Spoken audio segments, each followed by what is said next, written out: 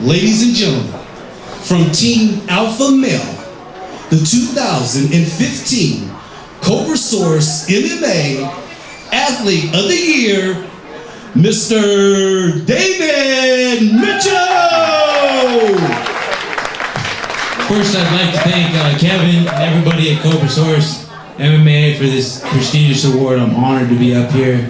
Thank y'all for coming out.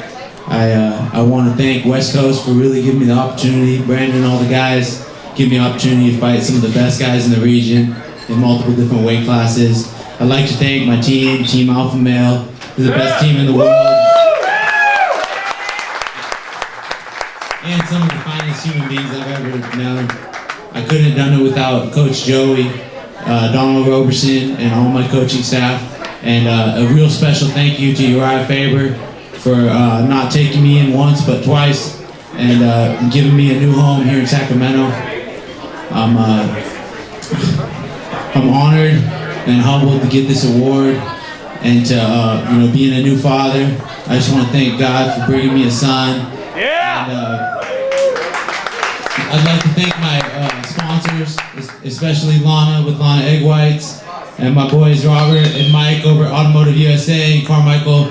These guys really, they were there for me every day, every moment, and kept me going when, it didn't seem like there was nowhere to go. They put gas in my car and keep me rolling. So I really appreciate all the fans and all the support that I've gotten. I'd like to thank Sacramento. This place it's my new home, and I love this city more than anywhere else on the planet.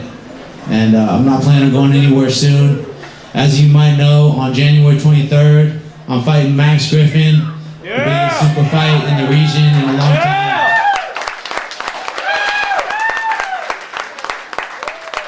We plan on putting on I want to thank Max and thank him for taking this fight and allowing us to take this local regional MMA game to the next level. And I believe that the winner will go to the UFC. And so, Dana White, where you at?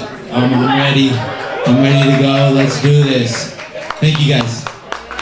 Welcome to Inside the Fight with Coach Dana Morsi, brought to you by Cobra-Source MMA. Today we're coming to you from Ultimate Fitness, home of Team Alpha Male in Sacramento.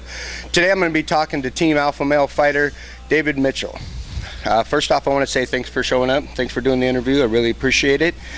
The first thing I want to ask is, you just won 2015 Athlete of the Year from Cobra-Source. What's that mean to you to win that award? Oh, it was an amazing experience. I'm very honored and grateful to have that opportunity to, be honored like that, and really enjoyed. We had a good night. Got suited up, and it was a great night of comedy, and really enjoyed the experience. And I'm really grateful to Kevin and everybody at Cobra-Source, and I got that award sitting up there on the shelf, and it feels good. Yeah, he cleans up real nice. I just want you guys to know that. He looked really clean and sharp at the event. I hadn't seen him dressed up like that before. You're used to seeing him like this. Okay, so he cleaned up really good. I didn't recognize him when I first saw him. What I want to ask you about is, in the last 2 years, you've been really busy. You've had 8 fights in the last 2 years. You're 7-1 in those fights.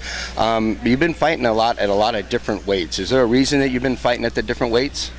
Yeah, I guess I wanted to prove that, like the old school Gracie style, that weight isn't really as important as people think. That it could go up and down and dominate different weight classes, and the opportunity came to fight at light heavyweight and at heavyweight, and even at 85, it was just the opportunity where the guys, it was like, why bother cutting to 70 when we're both about the same size? Let's just fight at 85. So it was really cool to fight at all those different weight classes, but now I'm ready to get back to 170, my natural weight class. Okay, so do you like staying busy? You like fighting every 3 months? And also, when you get back into the UFC, what weight class do you want to fight at? What's the most comfortable for you to be? Well, 70's never comfortable to make that weight. It's never comfortable. It's not an easy thing, but I think that it requires the right discipline. And if I can get the discipline right, I'll get the discipline right and make that weight at 170, I believe that's where I have the best chance of winning a title. Okay.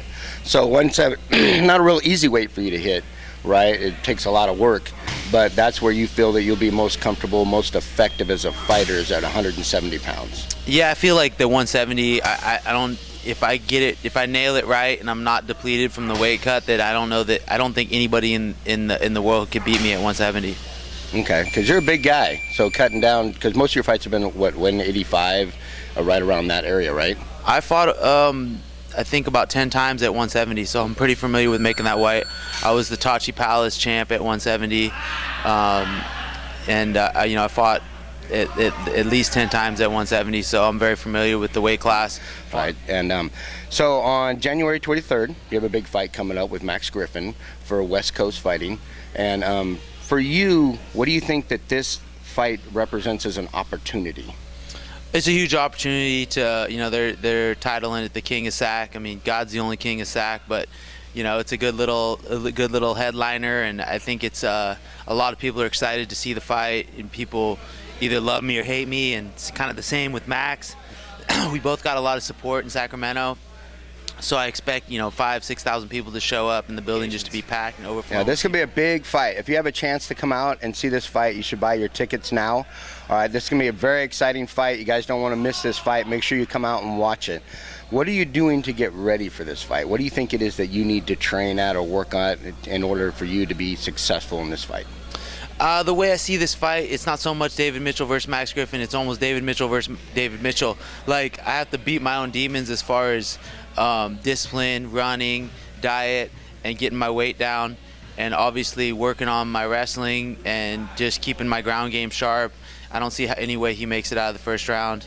Of course, we're always working on my stand-up with Coach Joey Rodriguez, just getting it sharper and sharper and more power, and the ground and pound the whole game, but mostly it's about the weight, because we're going down to catch weight of 175, so I gotta be very disciplined with diet and putting in a lot of miles.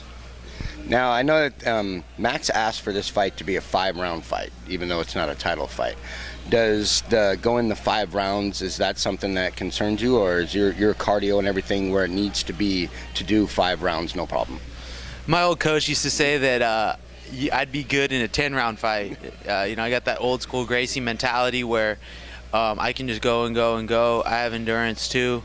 I wanted a 5-round fight as well. That's main event. That's UFC main events.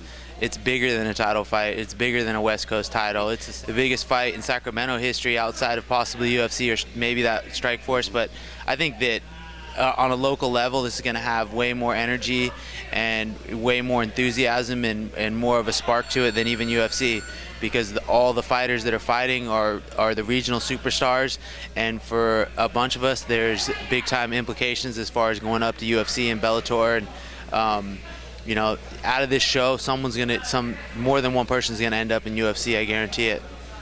Yeah, I think it's going to be a great fight. I can't wait to see this fight. It's going to be a very exciting fight. I'm glad I'm going to be there to watch it firsthand. Now, the rivalry between you and Max Griffin, is that something that's hype, or do you guys actually have a genuine dislike for each other? I wouldn't say hatred, but a dislike for each other.